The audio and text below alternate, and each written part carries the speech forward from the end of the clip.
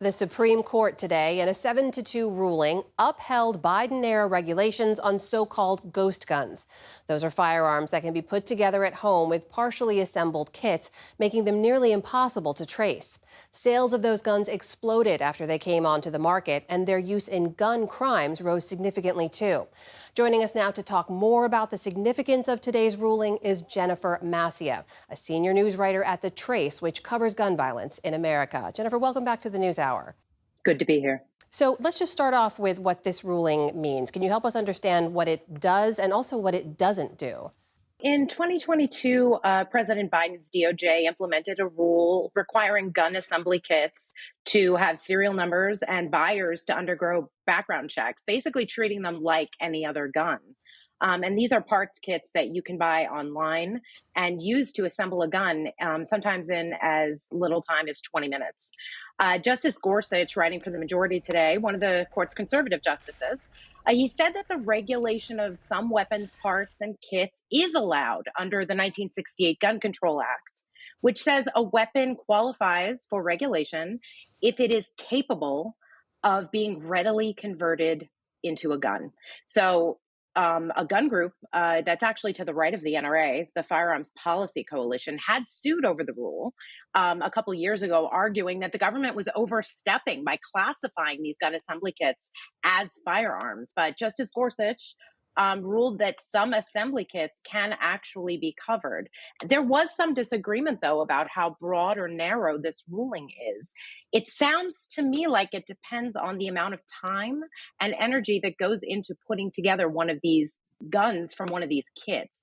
Justice Gorsuch singled out a company called Polymer 80, which was responsible for most of these gun kit sales.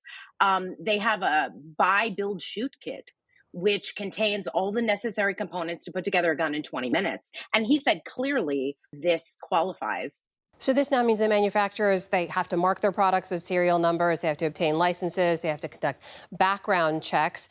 This was a regulation, though, as you mentioned, put into place by the Biden administration. Is this ruling the end of it, or is this something in the way of a regulation that President Trump could potentially roll back?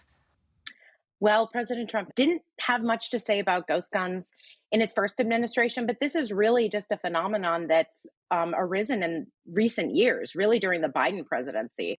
President Trump did sign an executive order pledging to review literally everything the Biden administration did on guns. He could ask the DOJ to devise a new rule that reverses the ghost gun rule. Notably, he hasn't addressed this rule in any executive orders yet, but we could very well wind up once again before the same Supreme Court. And Jennifer, are there any other moves from this administration related to gun safety or gun access that you're anticipating down the line? I think that nothing is off the table. President Biden's administration made a lot of progress on guns, mostly with funding for community violence interruption organizations. That funding may be disrupted at this point. So I am looking specifically to see if he does address this rule. Once again, if he does anything with this rule, it will be challenged immediately in another lawsuit, this time by a gun reform group, probably, or a gun reform minded citizen. And we could end up in front of the same 9 justices next year. All right, that is Jennifer Massia, senior news writer at The Trace, joining us tonight. Jennifer, thank you so much. Appreciate your time. Thanks for having me.